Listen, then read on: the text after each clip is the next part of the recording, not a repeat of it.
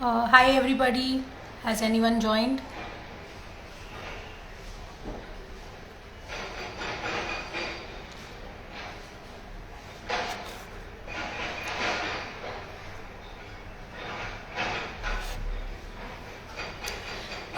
Just quickly checking if you guys can hear me. I'm sorry, there is a slight disturbance down the road because of some construction work happening around our house. Am I audible?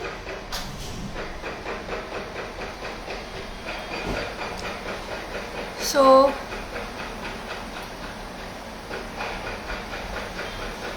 I just want to quickly know whether I'm audible from somebody who's already there as a part of the live chat. Okay, great. Thanks, Neha, for letting us know. So, welcome to Earthy Talks. We are today at our fifth episode, and we have a very special guest speaker today. I think she has already sent me a request, so I will just add her and then we can take this ahead.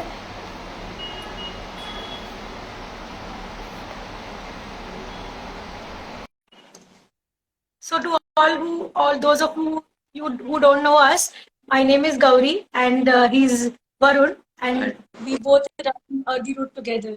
Hi Smita. Hi. Can you hear us? Yeah, I can. So I was just giving us a short introduction. We are at so I just thought before I give you the chance to introduce yourself, I want to give a slight background of why we are here. So as we all know that solid waste is a huge problem in our city, and recently we read a report by BMC that Mumbai generates around 9,400 tons of waste on a single day. And just correct me if these numbers that I'm throwing up are right or wrong later. And only around 30% of that waste is actually getting properly recycled or repurposed or treated properly. And that is a huge gap that we are facing. So we just thought that we would want to have you as a founder of 5RCycle to shed some light on this and let us all learn a bit more of on how we can do our bit to contribute to this. So why don't you give your a short introduction about yourself and about 5RCycle for everybody who has joined. Sure. So first of all, Gauri, thanks guys, for getting me on the platform of Worthy Root. I'll be very happy to share as much as I can about this topic because it is the need of the hour. And just to correct your numbers, it's 6,500 tons daily. Okay. Yeah. Okay. It was published in the 2019-20 BMC report.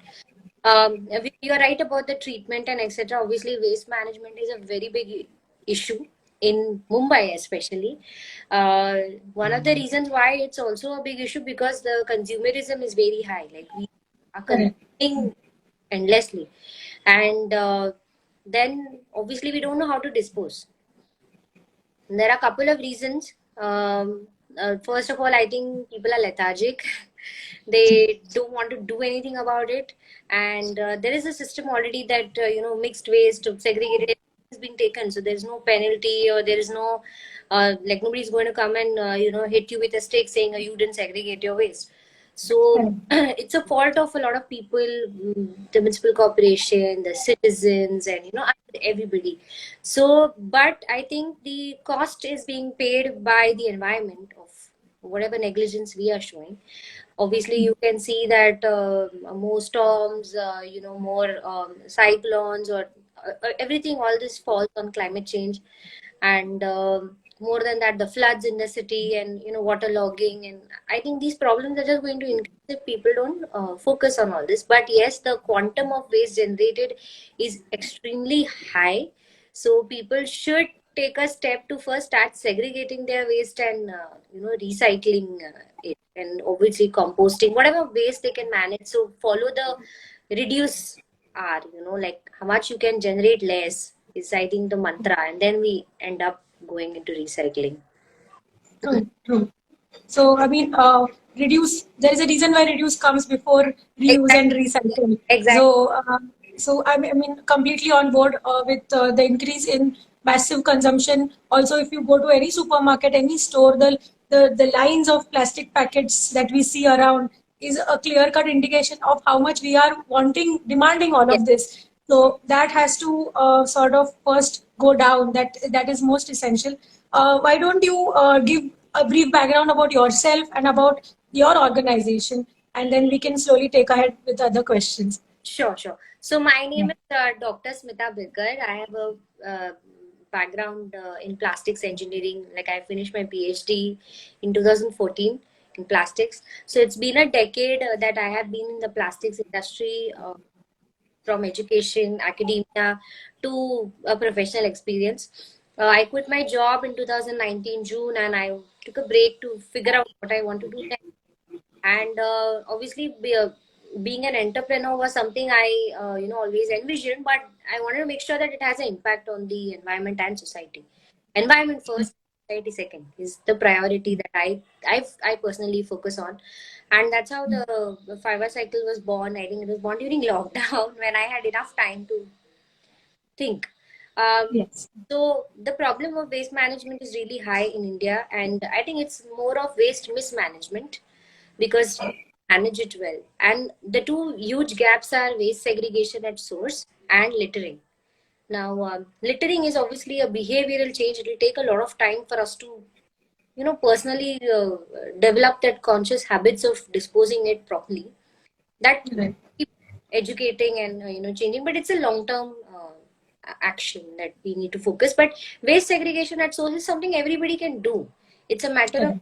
change, and that's how I thought let's focus on this of waste segregation at source, and sensitize people, educate them what are plastics, how they can be recycled. Not only plastics but paper, metal, glass bottles, or electronic waste or thermocol. Every waste is waste, and I think irrespective or of what it is, it should have some disposal method. Correct. Now the second thing was that I don't want to just go and teach people, but have the platform to let them practice. So we also Correct. make collections, like okay, let's say you start segregating your waste, we collect everything and then we segregate it and we give it to the recyclers, because everybody doesn't have the time and the bandwidth to sit and give it to recycler. The quantity is also very less. So Right. we basically generated two platforms. One is awareness and one is infrastructure. And for the first year itself, when we started, we were doing 50 to 200 kgs per month of waste. It took a lot of time to teach people or propagate or even throw the idea. And now we are doing almost 6 to 8 metric tons per month. So Wow. yeah, so in the first year, we did 30 metric tons of dry and electronic waste recycling. So, and I think all this effort, all this appreciation goes to the citizens who have done it, because Correct. we can merely provide the support, but the actual action has to be taken by that. And that's how 5RCycle Foundation focuses on the 5 Rs, that's refuse, reduce, reuse, repurpose, and recycle.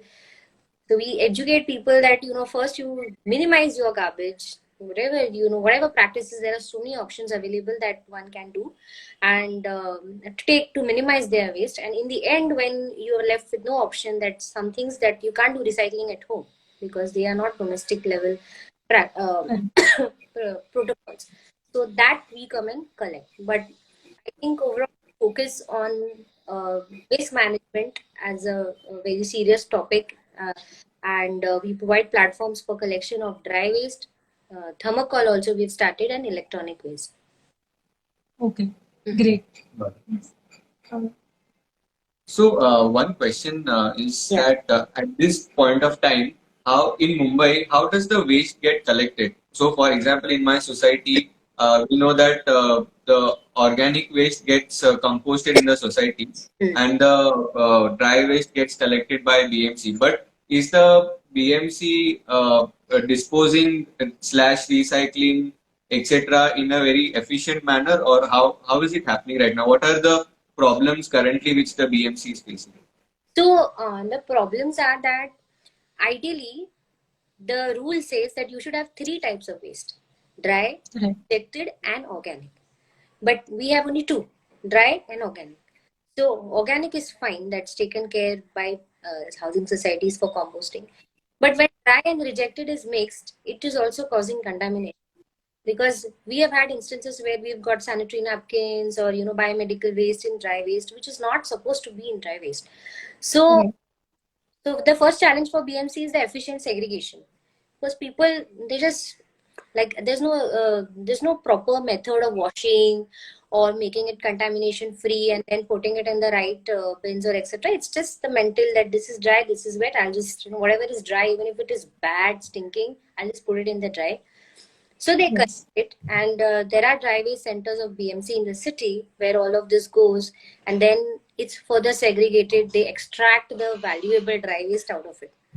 Now, whatever is Okay. valuable, they take, and it's given back to recycling. But whatever that doesn't have value or it's almost contaminated is then gone back to landfill again.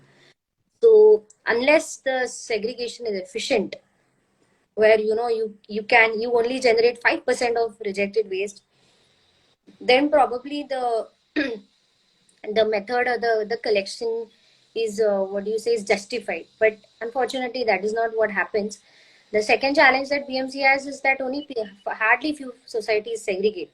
Most of them just Mhm. give everything, so even from that they have to recover. So it's a big problem. And obviously even your sweepers, you must have seen a lot of societies have sweepers, they also do a very dirty job. They put their hands in the dustbin and then they take out the bottle. Why you should make them do this? Just give something properly. That should be done. So, but it's a huge challenge. And now we are talking only about household, but BMC has obviously challenges from commercial setups, because there are shops, there are street vendors. I think you all stay at Dada, right? So Right. you just go in the morning at the other market, you'll see everything mixed. So, Yes. everybody, there are disposable cups, there are disposables, and all healthy plastic. Everything is just tossed, and everything has to be collected and then segregated. So the pain, the effort, the cost, the labor is extremely high. So that's why I think if citizens do that little bit of thing of segregating, so BMC does channelize based on what they are able to extract. I mean, the agencies who work with BMC for segregating to channelize it for the recycling. Got it. So plastics, there are some plastics which can be recycled, some which can't be recycled. Yeah. But even when a plastic can be recycled, so for example, like this bottle. So we have this plastic bottle. So when it gets recycled, is it possible for the recycled plastic to be again converted into a bottle, or it can be only downcycled or converted into something else? Okay. So the government law says that you cannot use recycled plastic for food, beverage, and pharma application again. Right. So that's one law that I think I want to inform everybody who is seeing this live. So there are technologies to convert a bottle into bottle, and obviously that has to go through a very strong validation process, because whatever food, beverage, and pharma is something humans consume. So you have to validate that entire plastic for food safety. But in India, Okay. that doesn't happen. We still don't have the technology to convert from direct bottle to bottle yet. So we downcycle it into carpets or fiber or etc. But most of the plastic is usually recycled and then used for non-food, non-beverage, and non-pharmaceutical applications. So that's the one is that lack of technology, and obviously the law also doesn't permit us to straight away use it. Okay. Got it. Now, coming to something like this, which is very common Yeah, uh, in most of our households and most of the supermarkets, the MLPs, the multi-layered plastics. I mean, like we already mentioned that the first step is to just reduce dependence on these. correct. And just, but some people who have MLPs at home, can these multi-layered plastic packaging can they be also recycled, or because what we understand is there are 2-3 types of plastics that are involved in making that package. Yes. So how are they do they have to be separately cut and segregated and then recycled, or I mean the general thing that we read on the internet that they can't be recycled, they're absolutely not recyclable. So can you shed some light on what actually is the scene of MLPs. Sure. So actually, MLP, it is a combination of at least 5 types of plastics, 5 to 7 types of Mm. plastic. And I mean, a single MLP is a combination, but you have multiple different types of MLP that use different combination of plastics. So, yeah. No, you can't really categorize that this MLP is this or this MLP is that. I mean, I'll not go very technical, but it's Right. more of having at least 5 to 7 layers. And Right. uh, earlier, there were issues of recycling it because it has got different layers of plastic which melt at different, temperatures. But now there are solutions. So the first solution is to upcycle it. There are companies who are making fabric out of it, and Birkar and yes, all of there's EcoCarry. There are many other companies who are doing that, but Recharka is doing a really great job. Uh, them. there is a possibility to recycle it right now. There are technologies, there are companies who are doing it, and you can make small granules or pellets out of it. Actually, I had samples, but they are in my office. But next time, Okay. show. So you can make granules out of it right now. And the Mm. third is you can also downcycle it. So you can do pyrolysis, convert it into fuel, and that can be used for burners or etc. So Okay. earlier there were gaps. I agree. Maybe we are talking about 5 to 10 years back, and Okay. one of the other problem is that these technologies or these infrastructure is not available everywhere throughout India. That is also one big gap. So, like for example, we have a Yeah. project with Pali. You know Pali, right? It's near Khopoli. So there is Mm. nothing over there. So and MLP is very low value. So it's very difficult. Right. By the time you transport it and bring it to Mumbai, its value is like into negative. So Right. the situation and the issue is that the issue is based on the situation because you don't have MLP recycling infrastructure everywhere. It takes a a very dedicated machine to do it. But I mean, just to answer your complete question, that yes, it is recyclable. It can be upcycled, recycled, and downcycled now. In Mm. today's Okay. Okay. Okay. Great. Yeah, that's great. Yes. So, does the infrastructure cost of setting up that plant, is it too much? Is that the reason that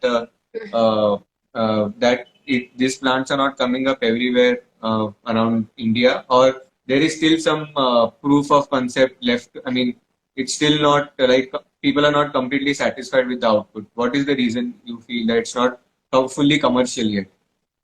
The cost is high, no doubt about that. Plus, the thing is that very few recyclers are having these specialized technologies. Not everybody is having. It's proved, so there's no proof of concept. There's no issue. The problem is the cost is high and the value is very less. So the like Mm. right, for example, if you transport it from X to Y place, obviously you can't transport the machine there, but you have to transport the waste. The value is really minimal, so nobody bothers to collect. Nobody bothers to even think about it, and there is a general myth that it's low value, it's not recyclable, so nobody bothers to really invest any time in it. But the cost is high. Obviously, recycling cost is high, and even I mean waste management cost actually is dependent on logistics. So that's why we say decentralized, right? It should be on the spot where it's generated. But such things cannot Right. happen on the spot because they are like specialized processes which need space, water, heat, etc. So and to process this. Sure. Yes. Got it. And the next question on plastics would be, can a plastic be indefinitely recycled? Somewhere we have read, or maybe I don't know whether it's true, that people say that the molecules of plastics become, slightly loose, after every recycle. I mean, once they get recycled. I mean, we are not experts about plastics, but just wanted to understand whether plastics, can be indefinitely recycled.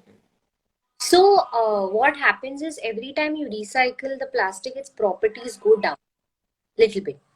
So usually they mix it with the new plastic and then they make the product. So that's what consumption going on. So let's say you add 10% to make a chair, then Right. that recycled again, that 10% is used to make another chair. So that's Correct. going on. If you want to convert it back to its original composition also, there is actually 2-3 methods. Mechanical recycling is where you convert it back into granules. There is also a technology called chemical recycling, where chemical Okay. recycling, for example, let's take um, polyethylene, which is this LDP plastic that I have. You may be seeing for atta, you get it. Uh, Right. Right. Made out of ethylene. So there are technologies to convert it back into its raw material and then make the plastic. But those technologies are still developing. So there are two options in which you can actually convert it back, and then when you downcycle, then it's converted into energy or fuel. So Right. like indefinite recycling or downcycling, yes, it's possible. I mean, you just need to keep rotating it. But if you talk about individual plastic that you want to keep recycling, then that will eventually have to be downcycled.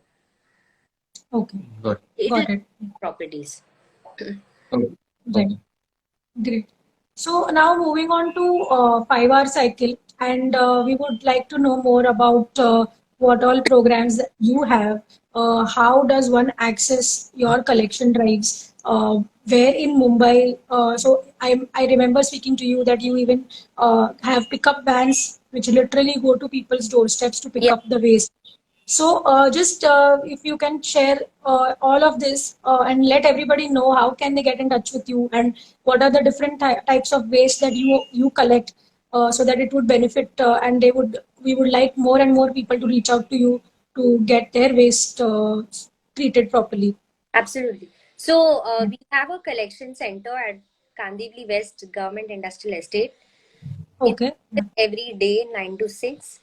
We welcome everybody to come, ask questions, to see the magnitude of waste that we are collecting, and realize that the problem is real. And your small contribution really values a lot for us, because through these small contributions only we are able to do such a big massive initiative. We have a van that goes in dedicated areas every day. So, for example, one day is Vilepale, one day is Khar Bandra, one day is Dadar East, one day is Dadar West. So, you can just send us a WhatsApp message with your address and name saying, I would like to sign up for the recycling. And, it automatically gets added into a database, and you'll get a message saying the van is coming in your area.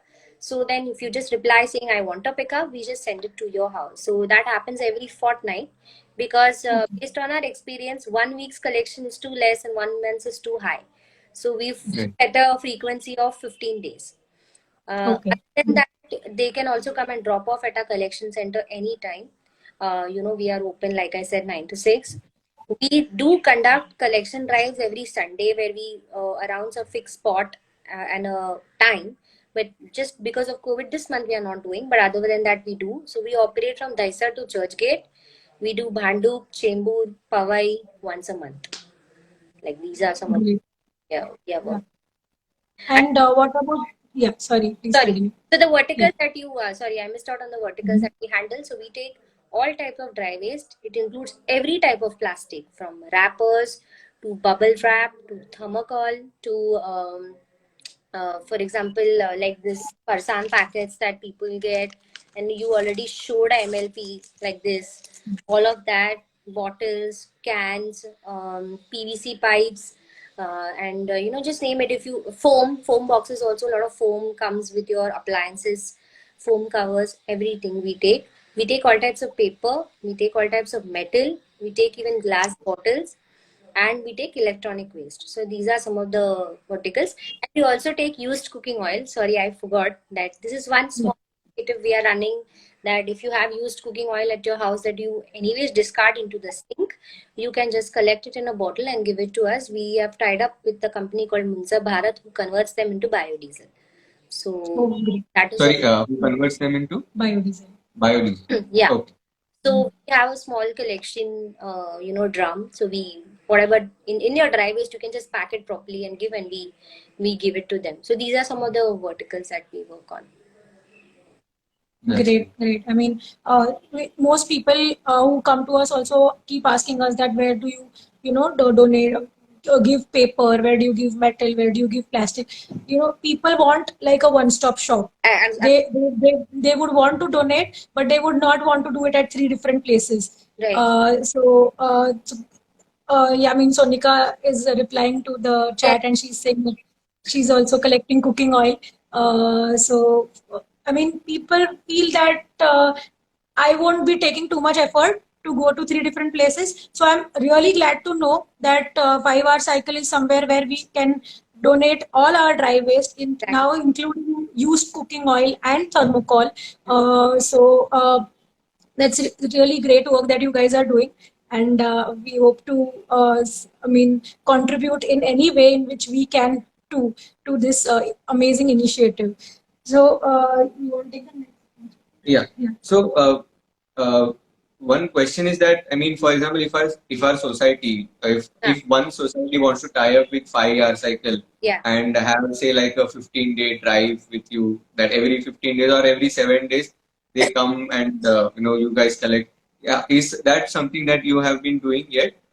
Yes. If are some societies registered with you? Yeah, we have been doing that. But just to share you statistics that when we work with societies, the conversion rate is only 15%. Only 50% of the members actually start contributing to the initiative, because we first do sensitization. Without sensitization, we do not enroll any society into our group, because see, we don't want people to think that it's a dumping station where you just go and, Right.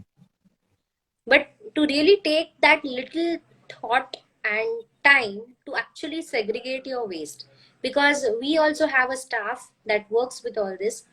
Now, Right. you don't like to handle it, then how do you expect the other person to do that? Right. Right. So is we start with a session, we go the online, offline, whatever. We are open to anything. We explain them how to manage waste, what are the implications, and how effectively you can do. And then we start handholding them that 15 days we go weekly also, because society is obviously generates more, so we offer weekly collections also. That's not an issue. So we do that, and then we give them feedback that, see, and there is always somebody who messes up in the collections. So we need to keep monitoring, keep giving them feedback, and it's a process. It takes 2 to 5 months for a society to really start proper waste segregation, and Yes. it is free of contamination and etc. Now we don't expect everybody to have jet clean things, because see, for example, this is like a little atta bag and you'll get biscuit packets. Now you don't need to clean all those. The dry is fine.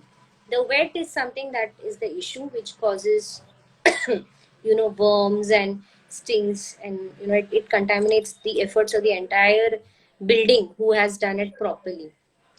So yes, we do enroll societies, but we do a sensitization first. We help them to set up an infrastructure, and then we take care of the logistics and the collection. That is not their headache, and we provide them a weight, that this is the weight that you gave. So that motivates other people to join. But till now, we rarely have any building that has 100% members contributing. So that's a sad part, but it's okay. At least something is better than nothing is what I believe, and let's start. Yeah. Yeah, for sure, for sure. Yes. So, just taking this conversation ahead, I mean, would you like to enlist some pointers for people before they give you waste Yeah. before they donate waste, like the do's and the don'ts that they can follow? So the do's are obviously that segregated first, and we advise that they can keep electronic waste and glass separately. It's just its handling is a little easier, but it's okay. Right. Mixed. I mean, we expect the first step at least to be done, but electronic and glass waste can be kept separately. Please don't put any wet waste in that, including milk or any liquid or food. Try to rinse it, and drop it off in your collection bin or bag that you have set up. We don't take furniture, we don't take clothes, we don't accept any food. So we end up getting a lot of this anyways, because it's all Furniture, clothes, and the third thing I missed. wood, What was it? wood. Wood. Okay. Yeah, Yeah. Okay. wood we Hmm. accept. So these are 2 3 things we don't take them. and fabric obviously, and mattresses, foam, and something. The issue is that we would like to handle all this, but we have space constraint, and there is only a certain limitation till which we can operate. So I think the best thing is that they can keep it cleaner, is because it helps them also to store for a long period of time. Correct. And then they'll only have a issue with all of that. Right. So we have one question on the Yeah, screen here. sure. So it's how do you deal with waste contamination? Do people give clean waste or do you have a waste washing facility? So we don't have any waste washing facility. Obviously, the contamination waste is something that we also have to reject.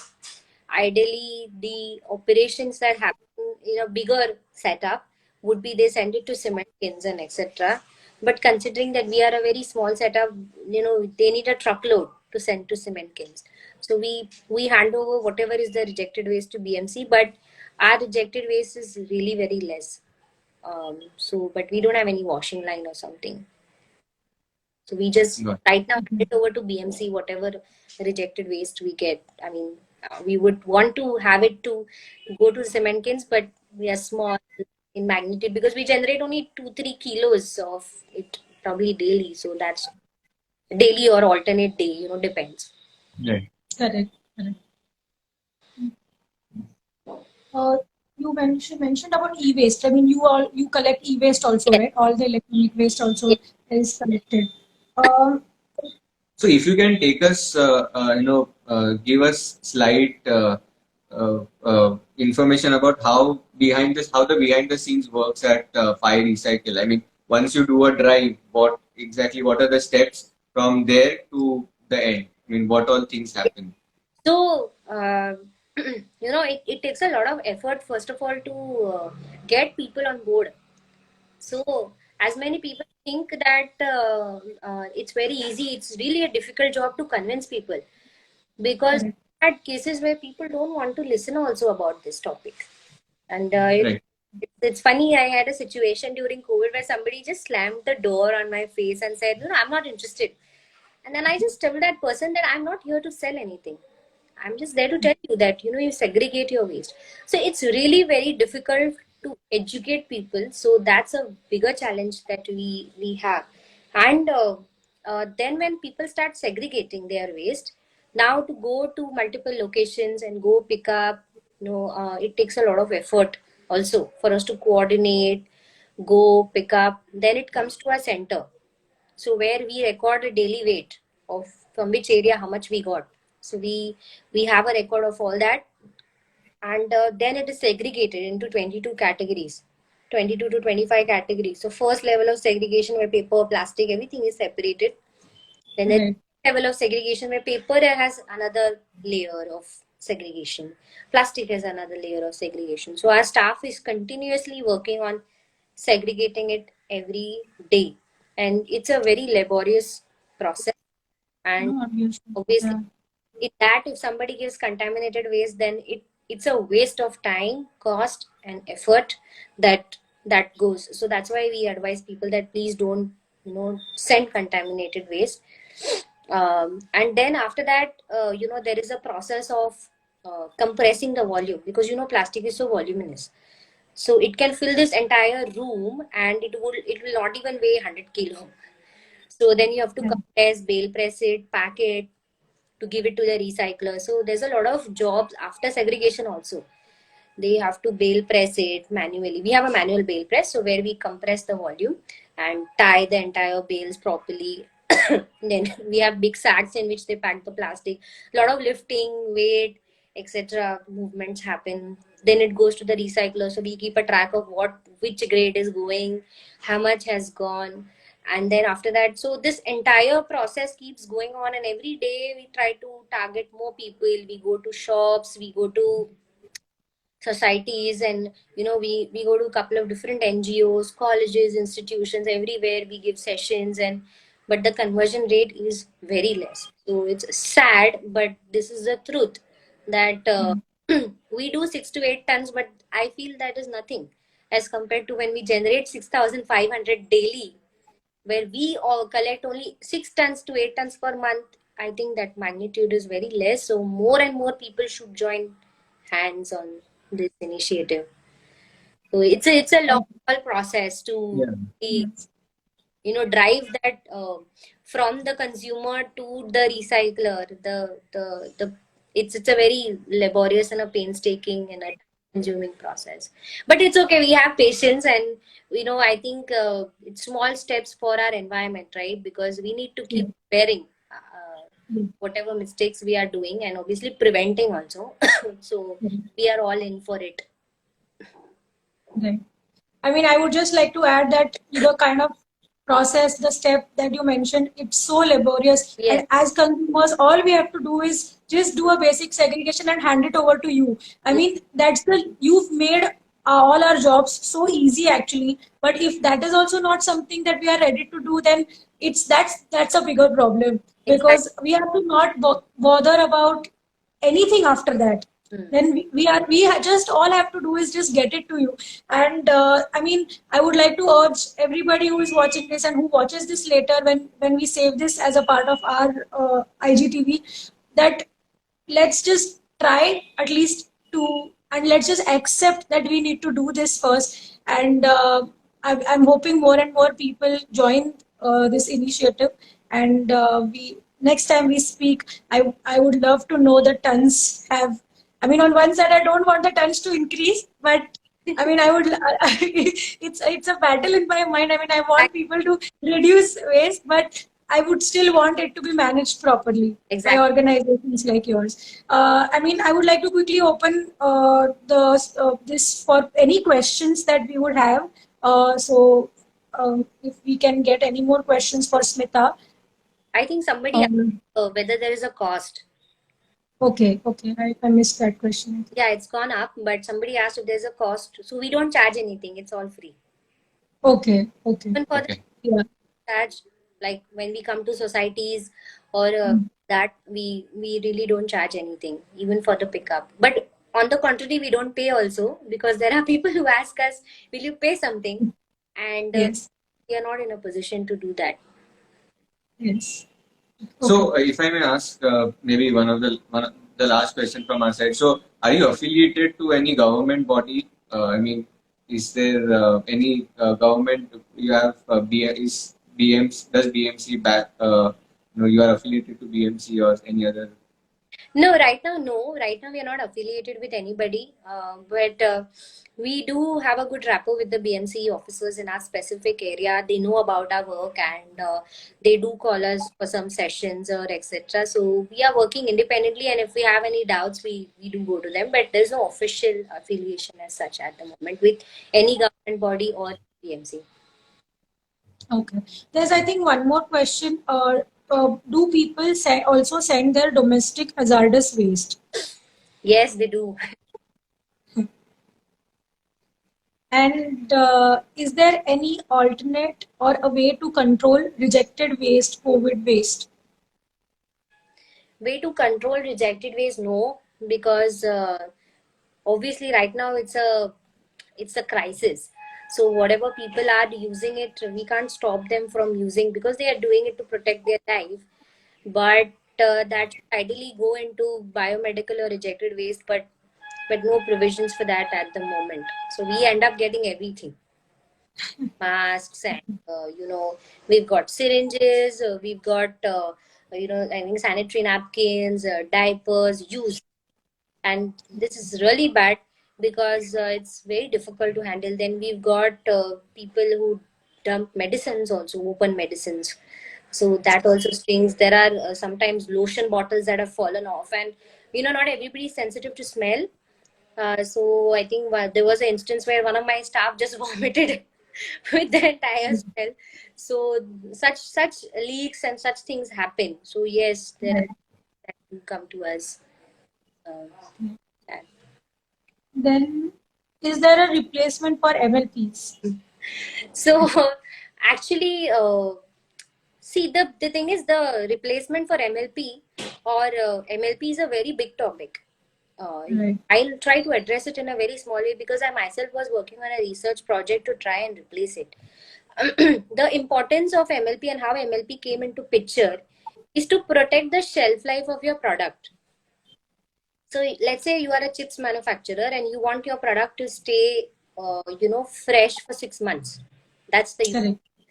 shelf life. And there is a reason why MLPs were used. So the one of the layers is aluminium. Aluminium has zero barrier. No oxygen can penetrate through it. So that's why your food stays fresh. The reason Correct. why you have the other plastic is obviously the inner layer is of LDP, which is food grade, food safe. So that's why they have the inner layer. The second layer is aluminium, which obviously is to, like I told you, to protect the your product. The third layer Right. is usually a plastic called BOPP, that's called biaxially oriented polypropylene, or it's even a PET film, PET film. These are primarily used to give design to your packaging, printability, right? The Like colors. you go to a supermarket, you'll not see every chips packed in one design, right? Now that's also Right. a way of attracting your consumers to your product. So this is, Right. people don't understand that this is the reason why MLP is there in picture. Now you need to have one plastic that fulfills all of this. So it's difficult. There are things that people are doing research, but it's not yet 100% successful, because just because of the shelf life issue. So it's difficult, but I think there will not be a solution, one solution to this entire problem. There are partial solutions that are coming up, like you have one single plastic that can do printability and probably food grade, one can do only food grade and protect your packaging, so you can't have everything. So right now there's no alternative for MLPs, if that's the straight answer. Got it. So it is the only alternative is to reduce your consumption. Yeah, That's the only thing. For We now. so waste, right? can Etc. So alternatives take time. It requires a lot of research and development to generate even a packaging. So Correct. and it's cost. Let's say if you have a packaging that has everything, are you ready to pay the cost for that packaging? Because that is Right. what Correct. people think. They don't want to have these, they don't want to pay the money for that. Correct. Yes. Just maybe one last question we'll take, which okay, how to cover costs of such initiatives if they are started in other parts of the country? If we want to collect both high and low value recyclables, want to make it a sustainable business model. Maybe you can also add to this question. We can you can also tell everybody how do we people contribute to the initiative, apart from just giving plastic for recycling. Is there any way they can monetarily also assist? Yes. So maybe you can add that. So basically, we are a non-profit organization. We are ATG certified, so people can also donate, uh, anything that they want to do, any monetary contribution. Because for us, there is a lot of cost. We have to pay the salaries of our staff. We have to pay the rent for our place. We have the logistics cost. There's a pickup guy who comes to your place doorstep, who does all the hard work of packing and loading and unloading everything. Plus all, when we go to sessions, there is marketing collaterals that come out. Though we keep very minimal, I really don't spend anything on printing. I really hate that. I try to make it more digital, but still there is a cost involved in all the things. But Correct. we are non-profit. We obviously require people to support us monetarily also. They do a great work of donating their waste to us, but I think any monetary contribution will absolutely help us to accelerate this even further and amplify, Correct. so that we can reach more Mm. people. Today we have one van, we want at least 2 3 vans, so that daily at least we cover more areas. Now the question, Definitely. this particular viewer, is that they want to make it a sustainable model. It's more of a business question. Yes, you can do that, but then you have to engage into commercial way. Like you need to target companies, you need to target industries, because domestic generation is less, so you won't be able to cover up the cost of that. Right. Right. We have few more questions, but Yeah, yeah. unfortunately, I think we'll No, have to. we'll just take that one question. I think Cotails has asked that question. I mean, the question is what happens uh, to use tissues, can we recycle it and what can be made? Yeah, used tissues actually they can be recycled or they can be composted. So they are converted back Complete. to tissues only because that quality is really low. So Correct. they do collect, but then the collection, now everybody has a lot of questions. So now good this question came up. So everybody asks us this is recyclable, that is recyclable. But imagine the pain in extracting all of this is really painstaking. The cost is there. The cost is not in recycling. It's there in recycling, but let's say I have 1,000 sacks that come. Will I recover tissue from every place? It's difficult. So Correct. ideally, those all things are good when you go to a restaurant or when you go to a hospital or somewhere where that massive generation. So single tissue, I think people can compost. That's the best thing. Yeah, for sure. Uh, Great. So, before we conclude, if there is anything you would like to add which we have not covered, then maybe some concluding words, and then we can wrap this up. You covered everything. Mostly all your questions have covered. But my message is that I think people should really start taking this seriously. Don't just listen to this live session and forget, but please use this information. I'm open for any questions. I try myself to research and answer anything that people want to ask. And the solution or the biggest concern is that whether we stop using plastic or we go plastic free. It will be difficult to go 100% plastic free because you know that there are so many things that come in plastic or in fact in any type of material. So materials are a part of our system right now. Now we just want to manage it well. We need to don't exploit it because then it exploits us back. Like plastic, you exploited it and you threw it. Now it's gone into places where we cannot recover. So the problem is real. The problem is not in front of you, but it's mounting somewhere else. The landfills are getting exhausted. The problem is waste management is extremely critical. So please, only of your time. I'm not asking for 24 hours. Just that half an hour to segregate your waste. Just that a habit change. It's actually a habit change. Will really help to solve this massive problem. No, Apart for from sure. that, you covered every information that people should get. But still, if there are more questions, they can DM you or us, and Sure. about it. Great.